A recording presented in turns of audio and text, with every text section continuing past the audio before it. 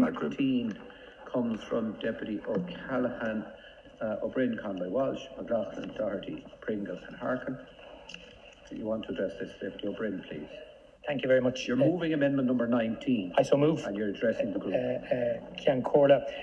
The Minister explained, as did his officials, both at the special hearings of the committee and at second stage, that the NSAI had been asked to undertake a more comprehensive review of Industry Standard 465, which underpins the current scheme. We're all in support of that. We all want that to happen as quickly as possible. There is a genuine problem here, Minister, which is we were informed by your officials at the Oireachtas committee hearings 2 Thursdays ago that NSAI review of Industry Standard 465 is delayed. It might not happen and be concluded until the latter end of next year. And again, that means if they meet that deadline, and assuming the officials take a period of time to get the regulations right, it could be the latter end of next year or early 2024 before any change with respect particularly to pyrrhotite, but also potentially foundations and other matters. Again, that makes no sense. So all this amendment asks you to do, I fully accept NSAI is independent. You can't interfere with their work. What I'm asking you to do is to try and do everything you can to ensure they complete that work in as far as is possible in parallel with the commencement and opening of this scheme, because that is the ideal point of view from the homeowners to resolve many of the issues we've raised here. So I'm appealing to you to use your good offices through this amendment to ensure that IS 465, its review and the regulations are expedited as a matter of urgency and in preference in parallel with the opening of the scheme. Minister, I referred to this in my earlier comments. I just can't emphasise strongly enough.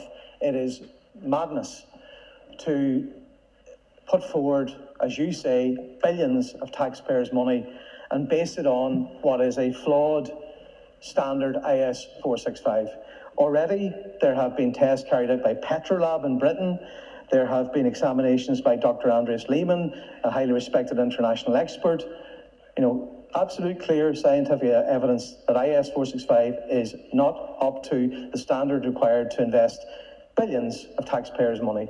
So why on earth would you start this scheme without making sure that we have clear feedback from the National Standards Authority of Ireland in terms of the review that you have given them the terms of reference? The other point is that the National Standards Authority of Ireland, as confirmed to me in recent days, have exactly the same panel, including strong industry input from the construction and concrete industry. The very people who designed IS 465 are the very people who created this disaster. And let's put that on the record. The very people who are advising the National Standards Authority of Ireland on IS 465 and this review are the very people who created this disaster for thousands of families around this country. I think they should be taken off immediately from that review. Anybody involved in the construction or concrete industry should not be input in that review. There are plenty of international experts who can do that. There are plenty of laboratories around the world. There's plenty of international best practice. Minister, you've got to urgently intervene with this review and make sure that the people who are doing it are actual experts, independent of the industry, and based on best international practice before you go spending billions of taxpayers' money. That's all those families in that gallery are asking for, that you would prudently and sensibly, based on actual up-to-date international best practice and science. That's all they're asking. Please, Minister, will you make sure you support this amendment? Speaker, Minister, IS 465 is out of date. It needs to be updated. In the Housing Committee that we had a specialist on pyrite. It's more than what she had. Specialists understand pyrite, they understand the regulations. IS 465, it's like putting the cart before the horse. We need to get this right. We need to make sure this is done expediently, up to date, a full independent people within their field outside of the NSAI need to do the review. And this is a fully independent people that specialise in the field, completely independent of the NSAI. Thank you. I welcome all the people that have travelled again to the gallery tonight and said I'm supporting this, and there's no gallery, what's going on. It's a rushed and half-baked, and if you have, as I said, the fox minding the hen house, what do you expect to get? Dead hens in the morning. and no eggs, or maybe not sugar the fox wouldn't eat. So I'm just telling you, Minister, and supporting the amendment, and supporting Richard Dunn, my colleague here, who's on the committee. Listen to the experts. And you might say experts are experts, yeah, but they above all must be independent of the Construction Industry Federation and indeed any of the quarry people or whatever, because we can't fix the problem if there's an elephant in the room. So I'm supporting this amendment as well. Thank you, Deputy Pringle.